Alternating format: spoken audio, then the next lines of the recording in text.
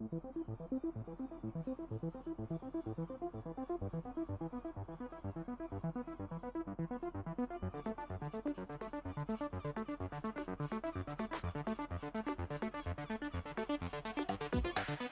are a record 1.2 million vacancies, and the government is hoping one group of people will help to fill the gaps: universal credit claimants. The government is aggressively changing the way it sanctions benefits claimants. They now face benefits cuts 4 weeks after their initial claim rather than 3 months if they do not look for work outside their chosen fields. If claimants are not seen to be making a reasonable effort to accept a job in any sector, or if they turn down a job, they face cuts to their benefits payment. We spoke to Tony Wilson from the Institute of Employment Studies about the changes.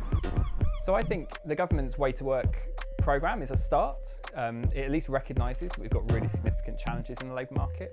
But my concern is that ultimately it's focusing on the wrong problem.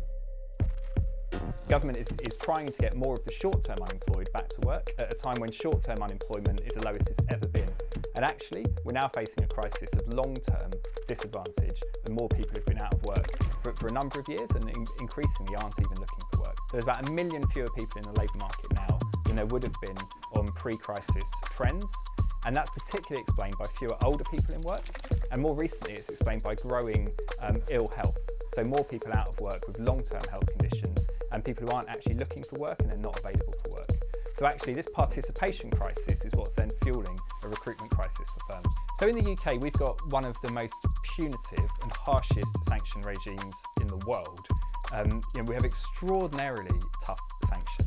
And my concern is actually that firstly, sanctions are a failure. Anytime a sanction is applied, it means something's gone wrong by the job centre, by the individual, something has gone wrong. But the second problem is actually that there's a lot of evidence that sanctions can be counterproductive. It can increase anxiety, it can make mental health worse, and it's also bad for employers, because employers don't want people applying for jobs who don't want to be there and who might then leave that job.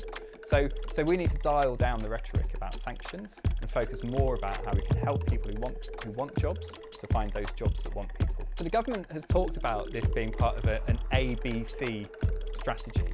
So first you get any job, then get a better job, then get a career. And while that might make sense, it might make for a good soundbite. The trouble is that many employers don't want people who just want any job. They want people who want that job. And there are two risks here. The first is that we actually increase turnover for employers at a time when they want to find staff and keep them. And the second is that people end up taking up jobs that aren't right for them. And actually that then isn't good for those people. It's not good actually for the economy either, having people in jobs they won't be productive in. And in the long run, I think this is likely to make the labour market less efficient and work less well. Unemployment in the UK stands at 4.1%, only 0.1% above pre-pandemic levels. People are leaving work for lots of different reasons, including early retirement and due to illness. This is leaving many unfilled vacancies, particularly in sectors such as hospitality and agriculture. These sectors are also affected by Brexit and the pandemic, with reduced access to foreign labour.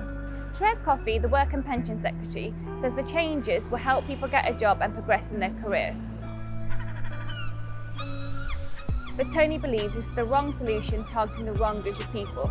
However, he does believe that the vacancies need to be filled to help us rebuild the economy after the pandemic. So right now, this recruitment crisis that we're facing in the labour market, in some respects, is a nice problem to have, because a year ago, we started 2021 with half as many vacancies as we've got now. I don't think anyone would have predicted we'd be in this position with record vacancies.